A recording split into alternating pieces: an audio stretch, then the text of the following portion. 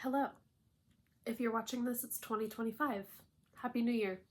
I wanted to introduce a new series, I guess, for the channel. I've seen other creators do this, and I think it's really fun. I love the idea. And I wanted to sort of jump on the bandwagon of doing this because I think it's really important that we consume as much art as possible and have fun with it. And yeah. So I bring you the art report. This is the December issue.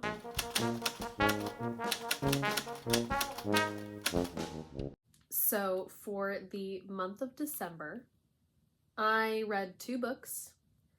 I watched only 2 films, which is kind of on average for me. And I listened to 4 albums, and that does not include all of the playlists that I have listened to. I have all of my notes here. I've been keeping track all month.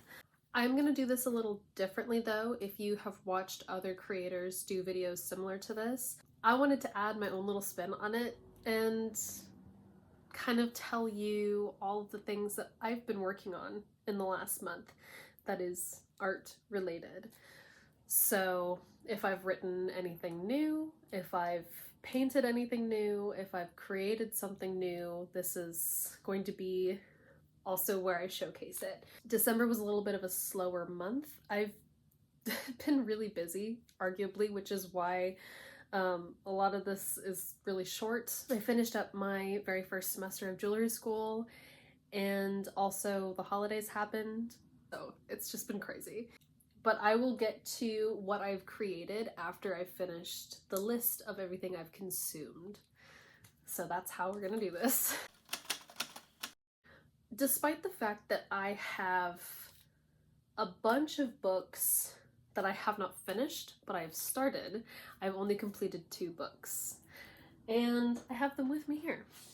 So this was a month where I had a bunch of library books checked out and just didn't really touch them, read the first chapter or got halfway through and then just returned them.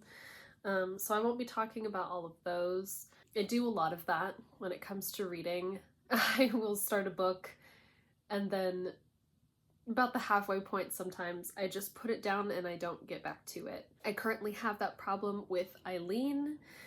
I have it sitting on my nightstand right now. I love the book, it's really good, and I do intend on finishing it. It's just I read other things instead. So anyway, in the month of December, I finally read Eat the World by Marina Diamandis. I'm not entirely sure how you say her last name. I received this book, I think back in October. This was a pre-sale. I got this as a pre-sale, pre-order book. It has her signature in the front. When she announced that she was coming out with a poetry book, I was so elated. I have been listening to her music for a long time.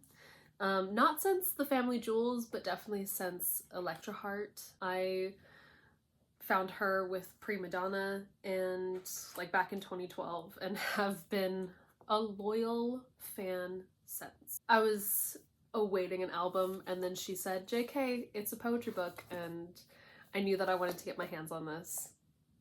So I did, and was lucky enough to get the signed book plate. Let's see what my notes were about this. It does feel very much like a first-time poetry collection. It's reminiscent of mine. The longer that I have this sitting in my room, the longer I glance at it and think about all the poems that I've written in it, the more I'm like, that was very much a first-time poetry book. And that's kind of what this gives. I loved it. I adored it. I devoured it very quickly. It's a very easy read. The art in it is stunning. It's a lot of very good pieces. This screams very Marina to me. It gives Family Jewels era to me as far as like the art goes. Seems like she's kind of going back to her roots a little. with the imagery. So overall, it's kind of a basic book. It's not necessarily a bad thing. I have read poetry books that was just like one word per line, and that was it. It wasn't even poetic. It was just a page with 7 words on it and then move on. I've read enough of those to know I don't like them. This is more elevated than that. So there is quite a bit of an effort that goes behind the work here. I loved her little intro blurb about taking psychedelics and starting to write and knowing really quickly that they were not songs, that they were poems. I love that. This sort of gives like, oh, my brain was altered a little. Here's something different. Regardless of the fact that this is poetry, it does very much feel like her writing. It does feel very true to who she is. I could see a lot of these being reworked into songs. I can't remember, I didn't mark any of the pages. I don't remember which one made me think of that specifically. For a new poet, this is pretty good. And like I said, I can relate. Let's see, I think my absolute favorite poem was Aspartame. And she has like a little video of her reading it on her Instagram. And oh, I just love that image. Yeah, it's really good. There were some of the poems that I think that I just need to go back and read again, because the first time around didn't feel, I don't know, like it didn't feel like it really conveyed any message, you know? So, eat the world. This is good. I suggest that if you like Marina, if you like her enough, really, to call yourself a fan, this is worth the read. This is worth owning and having in your collection. So I'm glad to have this. I still cannot get over this. When she did her tour, her book tour, she went to so few places that she was nowhere near me, and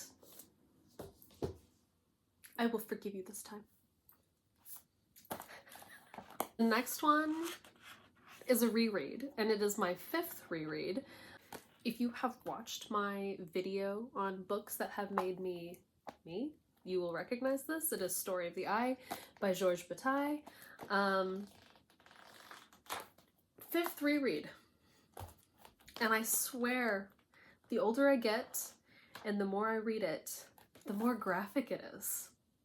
I've seen the critique that it is just shocking to be shocking, but I have a copy with, you know, his musings about the story in the back, and this is my first time reading through them. There's a lot of connections in symbolism and imagery between his life and what happens in this book. This is definitely not for the faint of heart. It is not overly graphic, I should say. It's a very short read. I have made a lot of people read this book because if they must know me, they must know this book. There were parts of this book where I was sitting there going, I don't remember that, but okay. So, but I also have like the memory of a tick, and even though I've read this 5 times, I know when I pick this up again in a few years to read it for the 6th time, I will be like, oh, I don't remember this. This actually made me want to read his other books.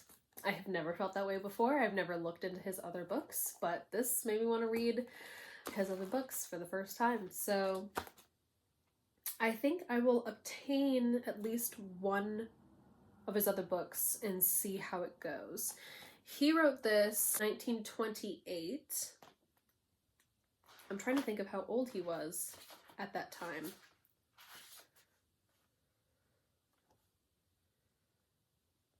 Georges Bataille, 1897 to 1962. Let's do some math. Is that right? Okay, yeah, so he was 31 when he wrote this.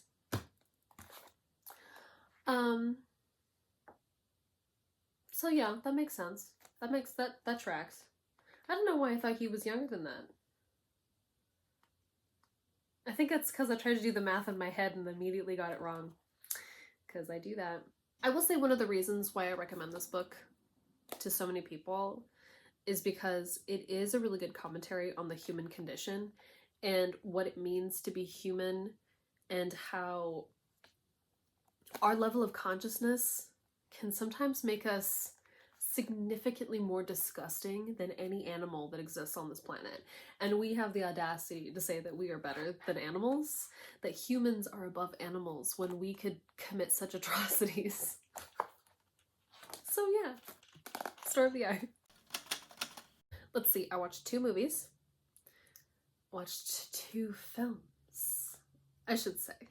Not too long ago, like maybe like a week or so ago, I watched Idiocracy, and I've seen it before, but not in well over a decade. It's probably been like 15 years, maybe, since the last time I watched that movie. And I was thinking really hard about that film and, you know, considering the, you know, current circumstances and the sort of discourse about intellectualism and, you know, all of that. So I rewatched Idiocracy, and I remembered like 2% of that movie. I didn't even remember that Maya Rudolph was in it. I didn't even remember, like, I didn't remember so much of it. So it did kind of feel like I was watching it for the first time. It is definitely a film of its time. Was like 2005, 2006. They are very strong with their politically incorrect language, but that kind of feels accurate. Kind of feels accurate. I do think that it held up, that it conveys a very important message. I love the commentary that people who are uneducated just reproduce like rabbits because they don't think about it, and then they just make a ton of stupid kids. It's so funny. It's so funny. It was a little painful to watch, but I don't think that it is a prediction of our future. It did feel quite real though. The second film that I watched was literally on Christmas, and it was the new Nosferatu. I am a fan of Robert Eggers. I remember going to see The Witch in theaters, not knowing anything about it, not knowing who he was. I didn't see The Lighthouse until maybe a year after it had come out. I do enjoy his work. Admittedly, I have never seen The Northman, though it is on my list. I'm hoping to watch it soon. And the only reason why I've been putting it off is because I've heard very mixed things about it. And I typically don't like to consume anything that I know too much about. I love going into movies and books and albums not knowing anything about them prior. And it's because I want that piece of work to tell me the story. I don't want to hear it from anyone else. So, Northman's on my list. It is. It's coming up. But I did see Nosferatu. I spent the whole time prior to going to see it not watching the previews, scrolling very quickly past any of the promo photos and videos that I would see on social media. I did not want to see any of it, and I was very good about it. I had absolutely no desire to try to spoil anything for myself. I knew who was going to be in it, and that was it. It was very, very good. It was very good. I think that he very much elevated the story. I watched the other 2 iterations of Nosferatu this year as well, so I'm very familiar with the story. I kind of already knew what it was going to be about, you know, but I loved all of the additions that he added to the story, and I loved the character depth, and it felt very Shakespearean, and I love Shakespearean things. So I don't really want to say anything else. I gave it a 4.5 stars on Letterboxd. And the only reason why I didn't give it a 5 is because I need to watch it again. I left the theater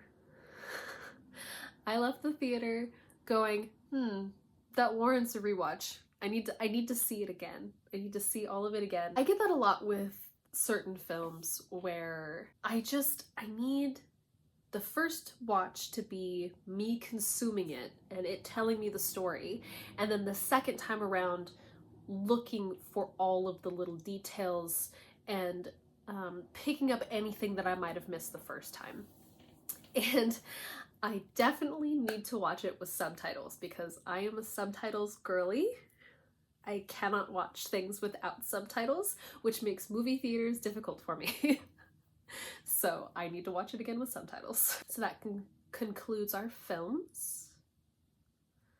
Let's move on to albums. Now, I will say I'm a big time playlist girl. I always have been. I always will be. My parents were both mixed CD, mixtape type people, and I grew up with mixed CDs in the car and, you know, never full albums. So I like listening to albums. I prefer creating playlists, and I have a playlist for every single mood. Well, not yet. Almost every single mood, but but I wanted to listen to more albums, create a more well-rounded perspective on, you know, the music that I listen to in the context of its partners. So I wanted to sort of pick albums where I knew a couple of the songs because I put them on playlists. And I wanted to sort of hear the whole collection that surrounds the songs I already know. So the first one that I have on here, and it is the one that I listen to the most as far as albums go, The Archer by Alexandra Xavier. So I know a few songs off of this album because I put, I think, 3 different songs on 2 different playlists. So the ones I already knew were Howl, I Can't Help Myself, and But You. And those are songs I love very, very much. Enough that they made me want to listen to the whole album. So I dove in head first and really enjoyed the experience. This album invokes a specific feeling of nostalgia, but solely conjuring memories from a life I've only lived in my dreams. I can't help it. Sometimes I'm just over the top and poetic like that, but it's true. It's true. The way she sings, the instrumentation, oh my god. You know, so good. So good. Highly recommend Alexandra Xavier. The Archer came out a while ago. Came out in 2020. So she hasn't released new music since, I don't think. No, she hasn't. It is very good. The 3 songs that I mentioned still are my favorites. I will add Saving Grace, Bad Decisions, and Crying All the Time. Especially Saving Grace. I love that one. I do find Crying All the Time stuck in my head a lot. It's just a really good album. It's just a really good album.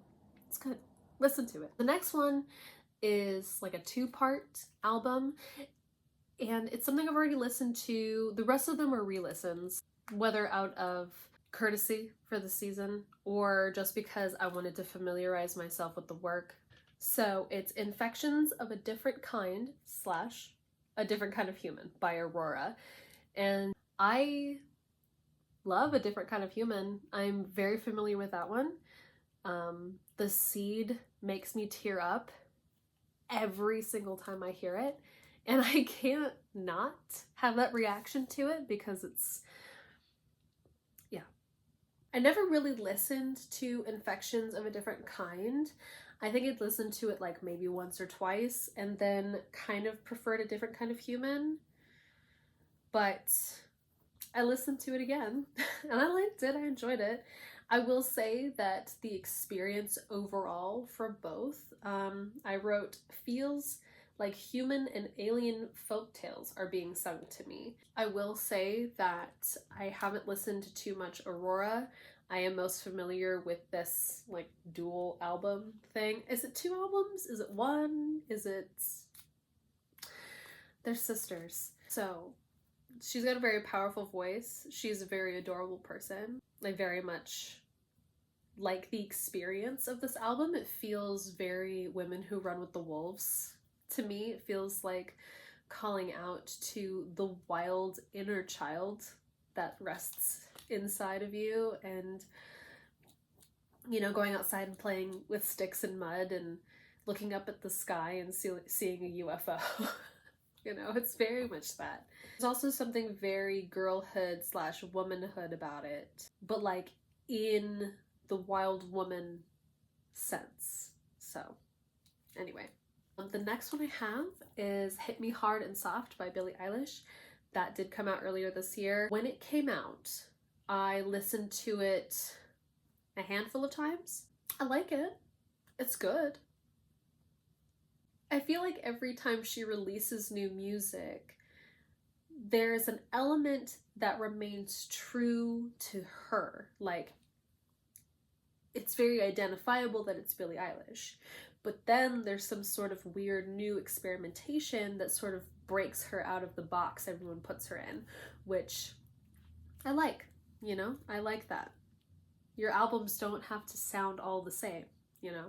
It did feel like a very good blue album to listen to for December. Chihiro, phenomenal. I love that one.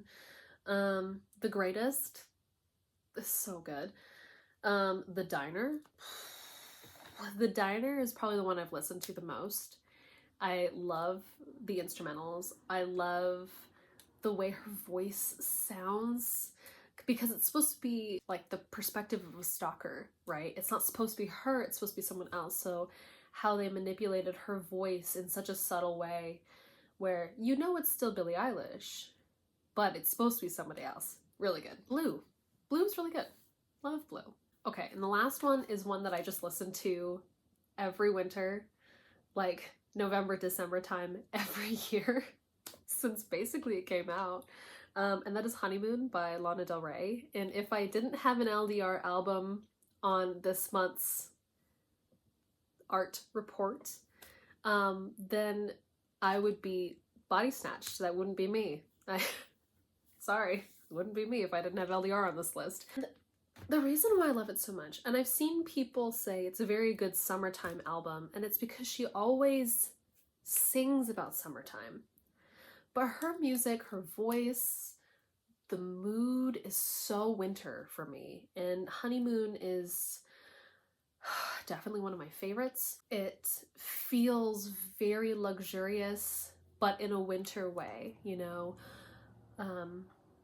Black stockings and big fur coats and, you know, little red cold nose, but then just like gorgeous makeup and champagne glasses and, you know, that sort of decadence that requires cold weather.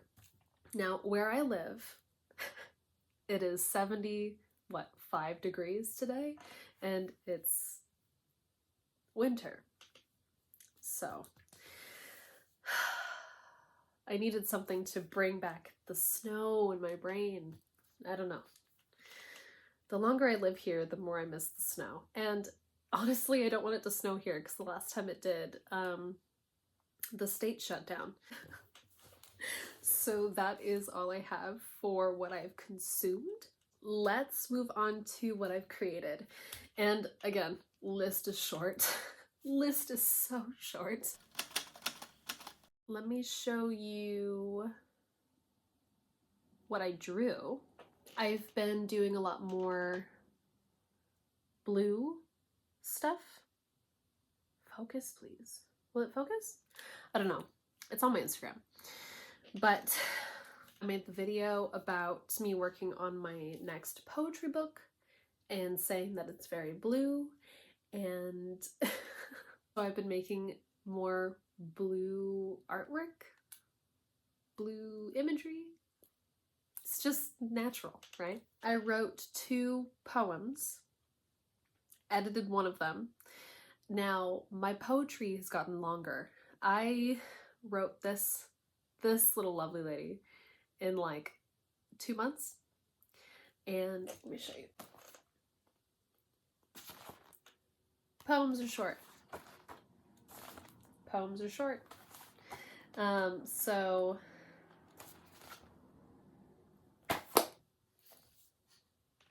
my poetry's gotten a little bit longer, a little bit more intricate.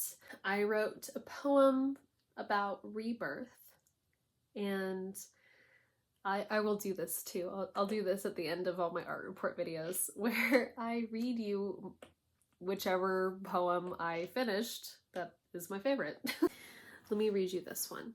It is titled, Rebirth is a Virtue. Born anew, from the bittersweet ashes of the woman I put to rest. Fire to phoenix wings, she was unknown and unaware, no true self to call home.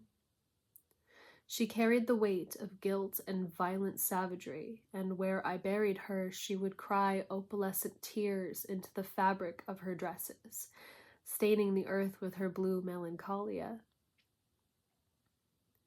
They say we all grow up someday, yet I find myself wondering about those lost souls that pass me on the street, completely unknown and unaware, with no self to call home, only harboring love for false gods and cult leaders in the vacant lots within themselves.